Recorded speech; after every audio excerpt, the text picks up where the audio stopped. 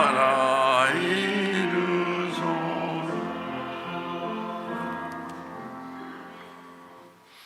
네, 주님의 은총이 우리와 함께 하시기를 빕니다. 삶이란 복잡하고 모호한 것입니다. 삶에 대한 정답을 내놓을 수 있는 사람은 아무도 없습니다. 누구나 무차별적으로 적용되는 답이 없다라는 이야기인 것입니다.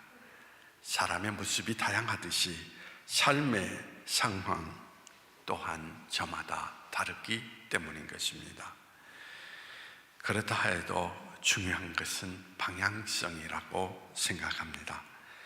지향조차도 없이 떠도는 삶을 살아갈 수는 없지 않습니까? 우리는 그리스도라는 표대를 향하여 나아가는 사람들입니다.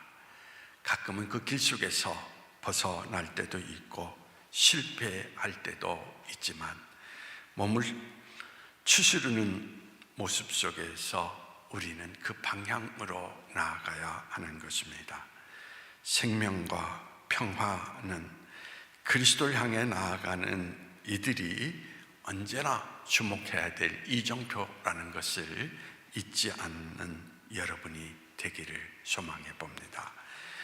가정의 달이 들어올 때마다 참 고민스럽습니다.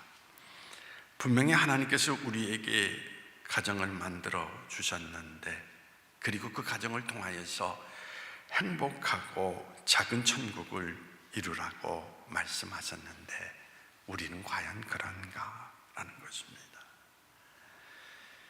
아마 목회자인 저에게는 그런 고민이 더 큰 것 같습니다. 하나님의 말씀을 전할 자격이 있는가 생각해 보기도 합니다. 특별히 에베소 말씀은 결혼식 때나 그리고 가정의 달에 빠지지 않는 말씀입니다. 사도 바울은 에베소에 있는 교인들에게 편지를 하였습니다. 그리고 본문의 말씀을 전했는데 이 본문 말씀이 참 이상적인 내용이 담겨져 있습니다. 이 말씀대로 살면 모든 것이 될 것 같습니다. 그런데 불행하게도 이 말씀을 전하는 사도 바울은 가정에 대한 경험이 없다라는 것입니다. 그에게는 아내도 자식도 없었습니다. 과연 그에게 이런 말씀을 전할 수 있는 자격이 있는가 생각하지 않을 수가 없습니다. 그러나 저는 이런 생각을 해봅니다.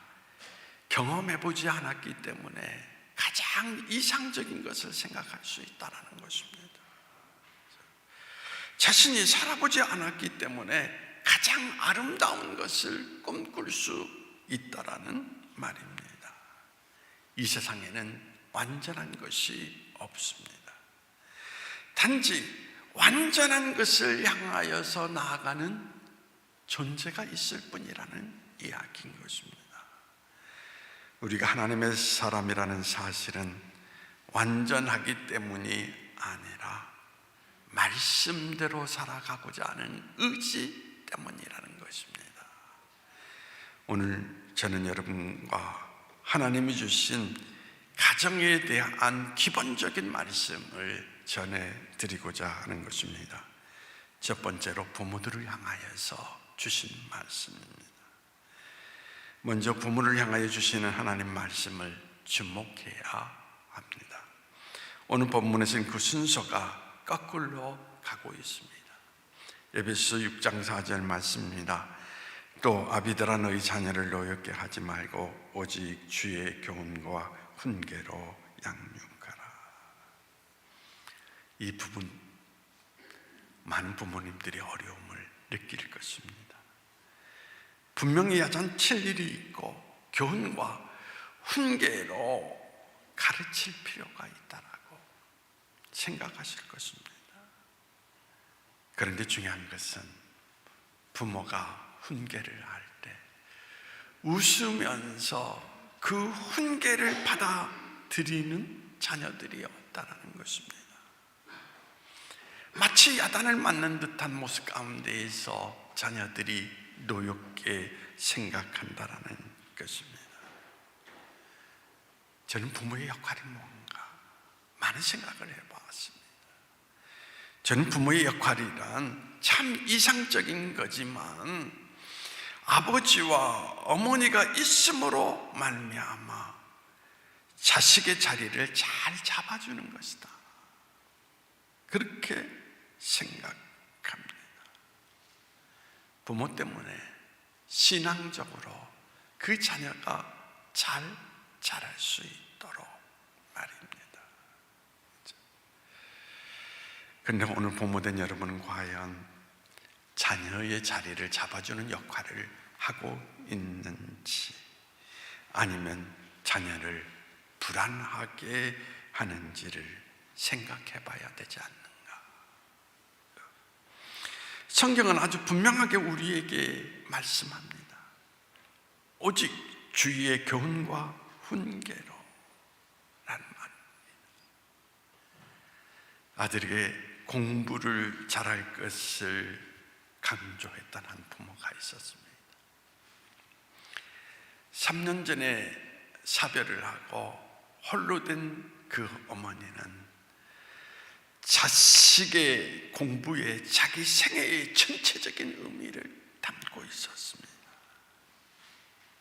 그 자식은 고등학교 3년 내내 수석을 했습니다.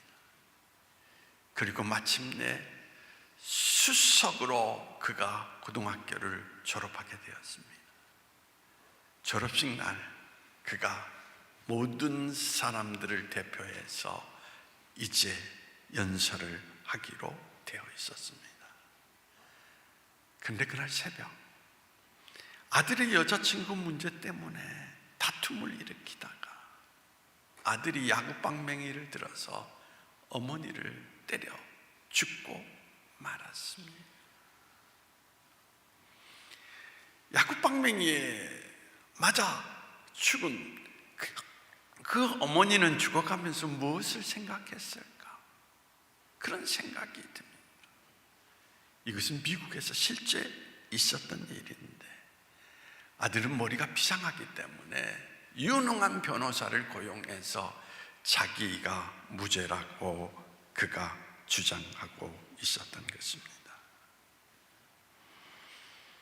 이 시간에도 부모들은 자녀들에게 공부 열심히 해라, 공부만 잘하면 그만이다라고 말하며 닥달하고 있지는 않습니까? 그러나 공부보다 더 중요한 것이 있습니다. 신앙으로 바탕한 건전한 인격을 형성하는 것입니다. 건전한 인격을 형성한 아이는 부모가 공부를 강조하지 않아도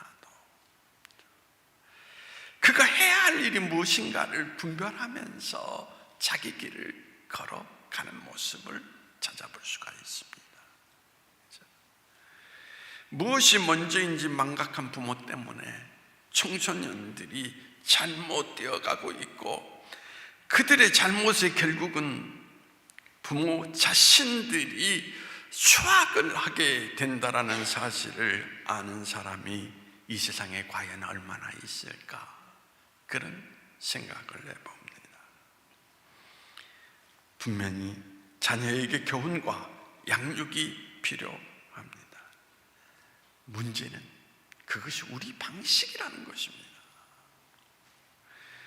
우리는 기쁘고 최선을 다하지만 어쩌면 자녀를 노엽게 하고 있는지도 모릅니다. 그래서 성경이 우리에게 강조하는 말씀이 있습니다. 주의 교훈과 양육으로 하라라고 강조하고 있지 않습니까? 신명기 6장 7절에 보면 자녀를 부지런히 가르치라고 되어 있습니다. 앉아 있을 때든지 길에 행할 때든지 누워 있을 때든지 말씀을 강론하라라고 되어 있습니다. 아이들에게 부모의 감정이나 부모의 꿈을 심어주는 것이 아니라 하나님의 말씀을 기준을 삼고 그가 걸어갈 수 있도록 해줘라, 그 이야기인 것입니다. 여러분, 우리는 어떤 모습을 가지고 있습니까? 제가 관찰하면서 느끼는 것은 아이들이 아플 때는 여러분이 하는 말이 뭡니까? 건강만 해라. 다른 건 다 필요 없다. 근데 고등학교를 들어가면 뭐라고 이야기합니까? 공부 잘해야 돼. 공부가 최고야. 라고 이야기해요. 대학을 들어가서는 어떻습니까? 두 가지를 이야기를 하죠. 좋은 직장을 들어가야 된다. 그리고 어떻습니까? 좋은 사람을 만나야 된다라고. 거기서 느낄 수 있는 것은 뭐냐면 부모들의 가치관이 수시로 변하기 때문에 아이들이 혼돈을 일으킨다는 것입니다. 무엇이 중요한지 말입니다. 그래서 부모의 말을 신뢰하지 않기 때문에 부모가 하는 말이 권위가 서지 않는다는 이야기인 것입니다.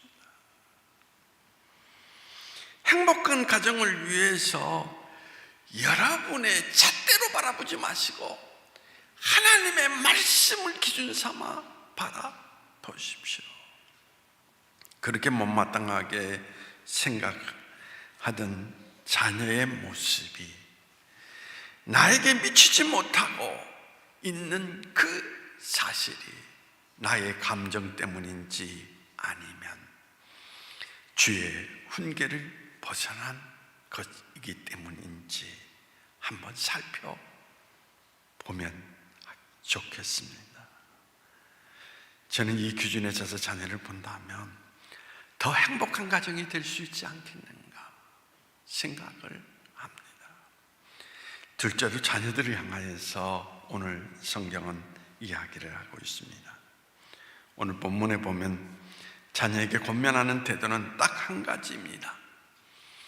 본문 6장 1절 말씀입니다. 자녀들아, 주 안에서 너희 부모에게 순종하라. 이것이 옳으니라. 순종하는 것이 옳다. 순종은 나의 마음에 드는 것을 따라가는 것이 아니라 명령하는 것을 따라가는 것이 순종인 것입니다. 여러분이 살아가면서 부모님이 하시는 말씀이 부당하다라고 느낄 때가 있을 것입니다. 때로는 부모로서 자격이 없다라고 생각할 때도 있을 것입니다. 얼마나 많이 부모님들이 이중적인 모습을 드러내고 있는지, 일관성이 없는 모습을 많이 느낄 수 있을 것입니다. 그래서 여러분들 중에는 나는 우리 부모 같은 사람이 되지 않을 거야 라고 그렇게 결심하는 분들도 있을 것입니다. 그런데 성경은 그 어떤 부모라도 가려서 순종하는 것이 아니라 너희 부모이기 때문에 순종하라 라고 이야기를 하고 있는 것입니다. 국내 교도소에 수감된 한 수인의 글을 읽은 적이 있습니다. 그분이 교도소 안에 머물러 있을 때 어머님이 면회를 왔습니다. 감히 부끄러워서 어머니 얼굴을 쳐다볼 수 없는데 어머니가 묻습니다. 춥지? 라고 말입니다. 근데 한마디 말을 할 수가 없습니다. 춥지 한마디를 묻고 고요 속에 있다가 면회가 끝나버리고 말았습니다. 어머니는 떠나시면서 마지막으로 성경책을 넣어주었습니다. 그리고 시간이 흘렀는데 어머니가 면회를 오지 않는 것이었습니다. 어머니가 면회를 오지 않는다라고 불평하고 있을 때 형이 면회를 왔습니다. 형에게 불평을 터뜨렸습니다. 왜 어머니는 면회를 오시지 않느냐? 그때 형이 벼럭 화를 내면서 어머니가 면회를 온 그 뒷날부터 이 추운 겨울에 방에 불도 떼지 않고 자식의 죄가 넷째 때문이라고 하나님 앞에 기도하면서 눈물로 세월을 보내다가 지금 몸져 누워 있다라고 하는 이야기를 전하면서 이놈아, 아직도 정신을 못 차렸느냐? 그는 그 책에서 이렇게 이야기합니다. 어머니의 눈물이 바로 피눈물이요 하나님의 눈물이었다 라는 이야기인 것입니다. 그때부터 그는 성경책을 읽기 시작을 했습니다. 어머니의 눈물이 내 죄에 대한 하나님의 눈물이요 하나님의 사랑인 것을 깨닫게 되었습니다. 그렇습니다. 부모를 거슬림이 하나님을 거스리는 것이라는 것입니다. 부모를 순종함은 가장 자연스러운 인간 존재 방식입니다. 성경이 그것은 옳은 일이다 라고 강조하고 있는 것입니다. 그리고 이 순종의 시작은 잔소리 같은 부모의 말에 진지한 경청을 하는 것을 의미하는 것입니다. 순종이라는 말의 뜻 가운데에는 듣는다라고 하는 뜻을 가지고 있습니다. 그리고 그 말에서 사랑의 소리를 들어야 되는 것입니다. 부모님의 사랑의 소리를, 하나님의 사랑의 소리를 들어야 한다는 것입니다. 사실 이 세상에 어떤 어머니와 아버지가 자격이 있겠습니까? 성경은 그분의 존재만으로도 우리는 순종해야 한다라고 이야기를 하고 있습니다. 왜냐하면 그분이 존재함으로 오늘의 내가 존재할 수 있기 때문입니다. 그냥 어머니는 당신을 낳아주고 길러주신 것만으로도 존귀하다라는 것입니다. 그분이 없이 내가 이 세상에 존재할 수 없으므로 귀한 분이신 것을 잊지 말아야 됨을 우리에게 말해주고 있는 것입니다. 오늘 성경은 모든 자녀들에게 이렇게 말합니다. 내 부모를 순종하라, 그리고 공경하라 라고 말입니다.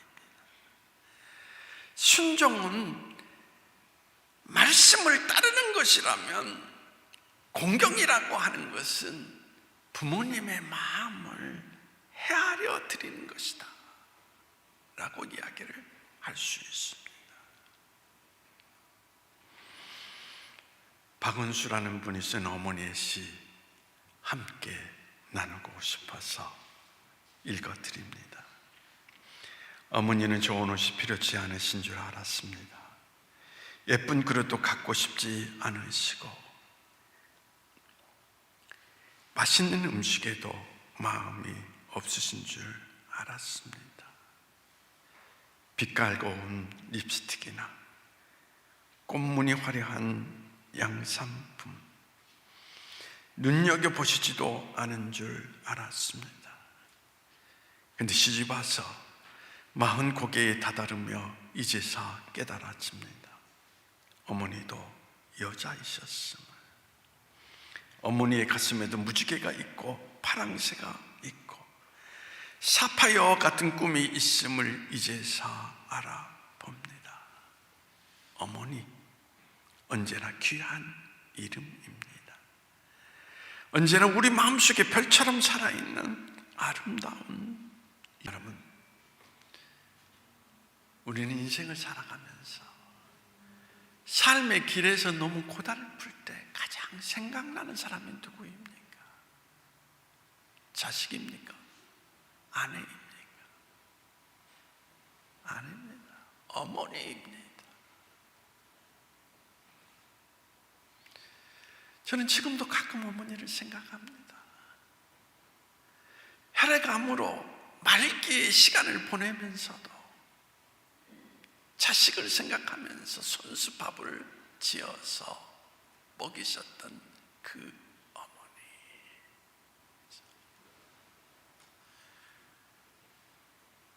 그 한 모습 속에서 어머니의 마음을 헤아려 볼 수 있습니다.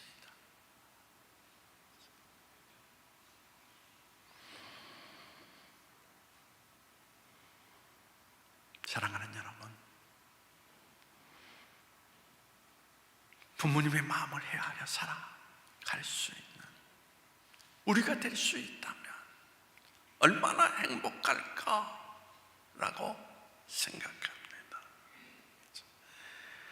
부모와 자녀가 기쁜 마음으로 하나 되어 살아가도록 성령의 능력이 여러분의 가정과 우리 교회에 늘 함께 하기를 기도합니다.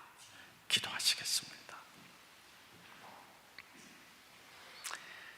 하나님, 가정의 달을 맞이하여서 자녀된 자는 자녀의 모습으로, 부모된 자는 부모의 모습으로